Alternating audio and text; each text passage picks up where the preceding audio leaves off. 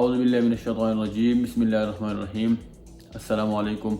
میں ہوں احمد فواد خان سواتی اور آپ دیکھ رہے ہیں عباسین جرگہ۔ سب سے پہلے میں آپ لوگوں سے ایک ویڈیو شیئر کرنا چاہتا ہوں،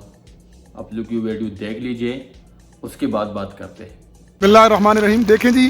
آج 11:15 بجے تقریباً انڈیا نے گولہ باری شروع کی نیلم کی سول عوام پر۔ یہ جورا سے لے کر شاردا تک یہ گولہ باری ہوئی ہے، اور جس وقت یہ گولہ باری ہوئی ہم جمعہ پڑھانے شاردا جا رہے تھے، شیخ بیلا میں ہم تھے، تو ہم نے شیخ بیلا کی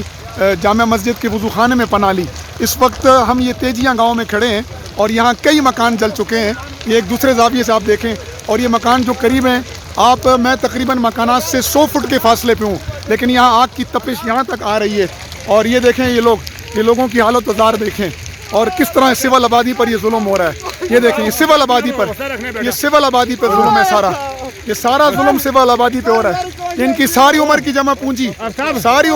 پونجی ان کی ختم ہو گئی ہے جی، اور بلا وجہ یہ ظلم و بربریت ہے۔ تمام حلقوں کو چاہیے کہ مظلوم نیلم کے باسیوں کے ظلم کے پر ہونے والے ظلم کے خلاف آواز اٹھائیں اور انڈیا کو اس ظلم و ستم سے روکیں۔ آئے دن یہ گولہ باری اہلیان نیلم کا جس نے جینا حرام کیا ہوا ہے، کئی مکانوں میں آگ لگ چکی ہے، تقریباً یہ 8 سے 9 مکان ہیں جن کو آگ لگ چکی ہے، اور اب یہ مکان جو قریب ہے یہ بھی خطرے میں ہے شدید۔ اللہ بہتر کرے گا بیٹا۔ یہ دیکھیں، لوگوں کی ساری عمر کی جمع پونجی یہ ان مکانات کے جلنے کی شکل میں ضائع ہو چکی ہے۔ جان کو خطرہ، مال کو خطرہ، ہر وقت کا خوف۔ اس وقت بچے اسکولوں میں محصور ہیں، میں آپ کو دکھاتا ہوں اگلی ویڈیو میں کہ بچے 200 بچے اسکولوں میں محصور ہوئے ہیں، اور آدھا گھنٹہ تقریباً انڈیا یہ گولہ باری چلتی رہی ہے، انڈیا کی ہیوی فائر چل رہا ہے مظلوم مسلمانوں پر۔ اور یہ دیکھیں، آبادی ہے، سول آبادی ہے، یہ آپ دیکھ سکتے ہیں، یہ سڑک کا کنارہ ہے اور یہ سب سول آبادی ہے، یہاں پر کوئی ایسا قسم کا فوجی نظام نہیں ہے، سب سول آبادی پر یہ گولہ باری ہوئی ہے۔ دیکھیں جی، یہ کئی مکانات کو آگ لگ چکی ہے، ایک مکان سے دوسرے مکان کو کئی گولے یہاں گرے ہیں، اور یہاں پر ابھی تک یہ نہیں معلوم کہ کتنے لوگ زخمی ہیں، اور کیونکہ افراتفری ہے، لوگ اپنا جو مکان بچ چکے ہیں اس سے ساز و سامان نکال رہے ہیں۔ یہ سول آبادی پر انڈیا کی گولہ باری آج جمعے کے دن 13 نومبر 2020 کو ہوئی ہے۔ اس وقت آپ دیکھ سکتے ہیں قیامت صغریٰ کا منظر برپا ہے یہاں پر۔ میں تقریباً آگ سے 100-200 فٹ دور ہوں، لیکن اس کی تپش اتنی شدید ہے سردی کے موسم میں بھی کہ قریب نہیں جا پا رہا ہے، قریب بھی نہیں جا پا رہے۔ یہ ایک مکان اس کے قریب بچ چکا ہے، اور یہ محلے والوں کی کوشش ہے کسی طرح اس آگ کو بجھا لیا جائے، لیکن یہ انسانی بس سے باہر لگتی ہے۔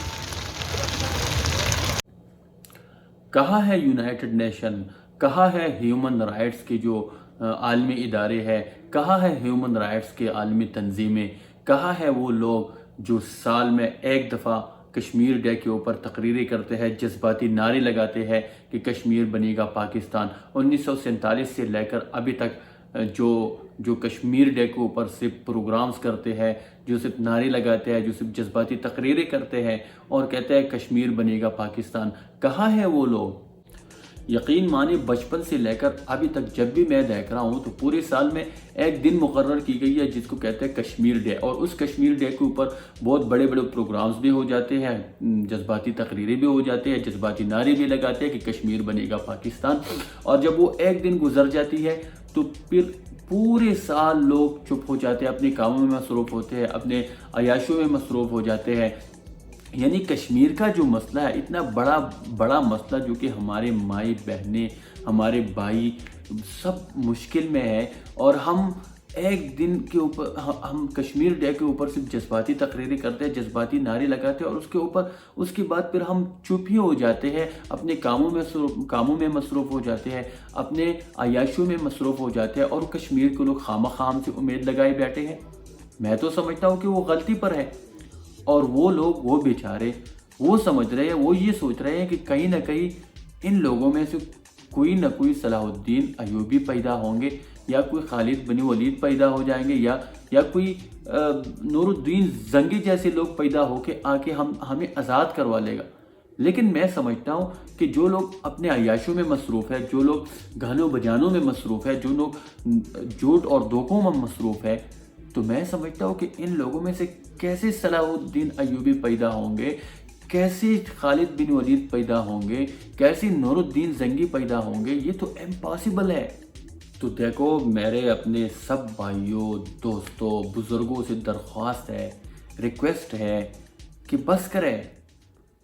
ہم کب تک اقوام متحدہ کا ویٹ کریں گے؟ ہم کب تک عالمی تنظیموں کا ویٹ کریں گے؟ 73 سالوں میں تو وہ حل نہیں کر سکے، اور ہمارے بھائی، ہماری بہنیں، ہمارے مائیں تکلیف میں ہے۔ اللہ تعالیٰ ہم سے پوچھے گا، ہم کل اللہ تعالیٰ کے سامنے کھڑے ہوں گے، وہ ہم سے پوچھے گا کہ آپ کے بھائی، آپ کی بہنیں ظلم میں تھے، آپ نے کیا کیا؟ تو میں درخواست کرتا ہوں، ریکویسٹ کرتا ہوں نوجوانوں کو، اپنے دوستوں کو، اپنے بھائیوں کو کہ آئے، عزم کرے، اٹھے، جاگے، کہ ہر فورم پہ، چاہے سوشل میڈیا ہو، چاہے جو بھی فورم ہو، ہم سے ہو سکے ہم اس کے اوپر ہر گھنٹہ، ہر منٹ، ہر دن، ہر مہینہ ہم آواز اٹھائیں گے۔ تب تک ہم آواز اٹھاتے رہیں گے جب تک کشمیر آزاد نہ ہو، اور جب تک ہم اپنے بھائیوں کو، ہم اپنے بہنوں کو، ہم اپنے ماؤں کو ان کے حق نہ دلا سکے۔ یار ہم اللہ تعالیٰ کو کیا منہ دکھائیں گے یار، کہ ہماری کیا کنٹریبیوشن ہے؟ ہم نے اپنے بہن بھائیوں کے لیے، اپنے مسلمان بہن بھائیوں کے لیے کیا کیا ہے؟ ان کے اوپر کب سے ظلم ہو رہا ہے، کتنے عرصے سے ظلم ہو رہا ہے، ابھی تک ہم ان کے لیے کچھ بھی نہیں کر پائے، سوائے جذباتی تقریروں سے، سوائے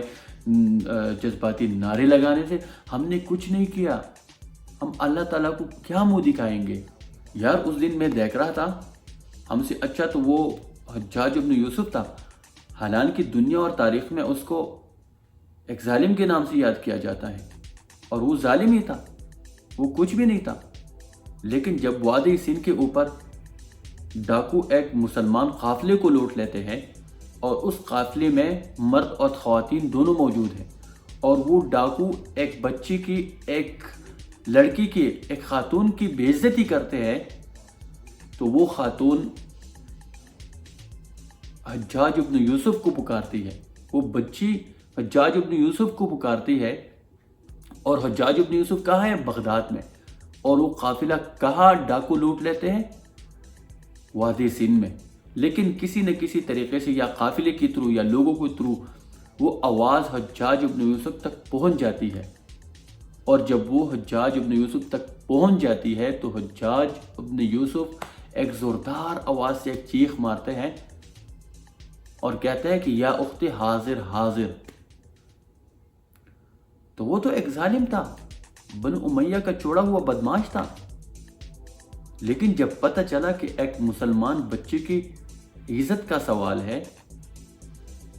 مسلمان بچے کے اوپر ظلم ہو رہی ہے، مسلمان بچے کے اوپر تکلیف ہے، تو اس نے کہا یا اخت حاضر حاضر، اور اس نے اس دن کے ریاست کے، جو اس دن کی جو حکومت تھی، اس سے فوج مانگی، انہوں نے فوج دے دی، ایک دستہ اس نے بھیجا، اس نے شکست کھائی، اس نے دوسرا دستہ بھیجا، پھر اس نے شکست کھائی، پھر جو حکومت تھی انہوں نے کہا کہ ہم تو آپ کو اور دستے نہیں دیں گے، تو حجاج نے اس ٹائم کہا کہ یہ آخری دستہ ہوگی، آپ مجھے یہ اس دفعہ دے دو، اگر یہ ہار گئی یا کچھ بھی ہوا تو اس کا سارا جو خرچہ ہے وہ میں خود اٹھاؤں گا۔ تو آخری دستے کے ساتھ اس نے اپنے داماد اور اپنے بھتیجے محمد بن قاسم کو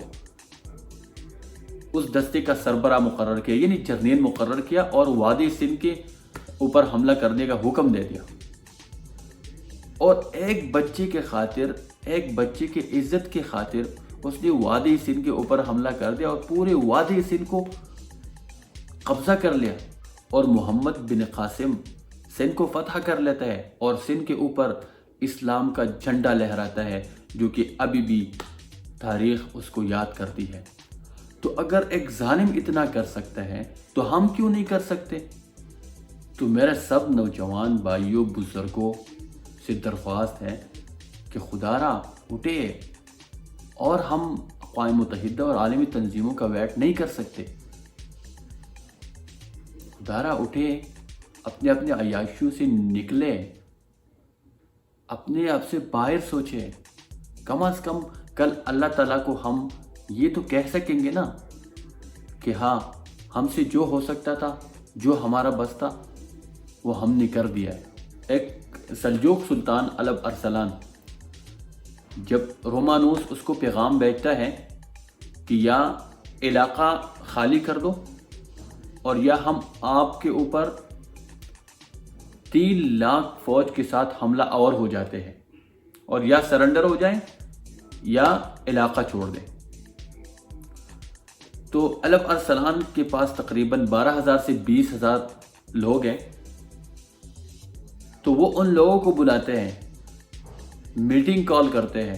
ان لوگوں کو مشورے کے لیے بلاتے ہیں کہ کیا کرے۔ رومانوس نے یہ پیغام بھیجا ہے، تو وہ جتنے بھی لوگ وہ اکٹھے کر لیتے ہیں، وہ سارے کے سارے لوگ الب ارسلان کو یہ مشورہ دیتے ہیں کہ ہمارے پاس وسائل کی بھی کمی ہے، ان کے پاس وسائل زیادہ ہیں، ہمارے پاس فوج کی بھی کمی ہے، ہمارے پاس 12,000 یا 20,000 فوج ہے، ان کے پاس 3 لاکھ ہے، تو ہم ان کا مقابلہ نہیں کر سکتے، ہم پیچھے ہٹ جائیں گے، ہم سرنڈر ہو جائیں گے، ہم یہ علاقہ چھوڑ دیں گے۔ لیکن الب ارسلان ایک تاریخی جواب ان کو دیتا ہے، وہ کہتا ہے آپ سب کی بات ٹھیک ہے، آپ لوگ پیچھے بھی ہٹ جائیں، آپ لوگ علاقہ بھی چھوڑ دیں، لیکن یہ بات یاد رکھیں کہ اس ریاست کے اندر جتنی بھی مائیں بہنیں یا عورتیں ہیں یا بزرگ ہیں یا بچے ہیں، ان کے مال و جان کے تحفظ کی ذمہ داری میرے اوپر ہے، ان کے عزت کی ذمہ داری میرے اوپر ہے۔ تو اگر ان کے عزت کو کچھ ہو جاتی ہے یا ان کے مال یا ان کی جان کو کچھ ہو جاتی ہے تو اللہ تعالیٰ مجھ سے پوچھے گا، تو اسی لیے میں پیچھے نہیں ہٹ سکتا، میں علاقہ نہیں چھوڑ دوں گا، میں ان 3 لاکھ کے ساتھ تب تک لڑوں گا جب تک میں مر نہ جاؤں، اور کم از کم اگر وہ مجھے مار دیں، مارنے سے زیادہ اور کیا ہو سکتا ہے، اور اگر وہ مجھے مار بھی دے تو میں کم از کم اللہ تعالیٰ کے سامنے کھڑا ہو کے یہ جواب تو دے سکوں گا جو میرے بس میں تھا وہ میں نے کر دیا۔ تو پھر تاریخ نے دیکھ لیا، لوگوں نے دیکھ لیا، دنیا نے دیکھ لیا کہ رومانوس کے فوج 3 لاکھ لشکر کے ساتھ حملہ آور ہو جاتے ہیں اور وہ شکست کھا کے رومانوس گرفتار ہو جاتا ہے۔ تو دنیا نے دیکھ لیا، تو اس نے کہا کہ کم از کم اللہ تعالیٰ کے سامنے تو میں کہہ سکوں گا کہ ہاں جو میں کر سکتا تھا وہ میں نے کر دیا۔ تو اللہ تعالیٰ نے اس کی مدد کی، کیوں؟ اس نے سوچ صحیح رکھا، اس نے نیت صحیح کی، اس نے اللہ تعالیٰ کے اوپر بھروسہ رکھا، تو اللہ تعالیٰ نے اس کو فتح یاب کرا لیا۔ تو میرے دوستوں، بھائیوں، بزرگوں، نوجوانوں، اٹھیے اور جاگیے اور یہ عزم کرے کہ ہم ہر فورم پہ، ہر جگہ پہ، ہر منٹ، ہر دن، ہر مہینہ، ہر سال ہم کشمیر کے بارے میں سوچیں گے، اور تب تک ہم چین سے نہیں بیٹھیں گے جب تک کشمیر آزاد نہ ہو جائے۔ تب تک ہم آواز اٹھاتے رہیں گے، چاہے سوشل میڈیا پہ ہو، چاہے باہر ہو، چاہے ہر فورم پہ ہو، ہم آواز اٹھاتے رہیں گے جب تک کشمیر آزاد نہ ہو جائے۔ انشاءاللہ کشمیر بنے گا پاکستان۔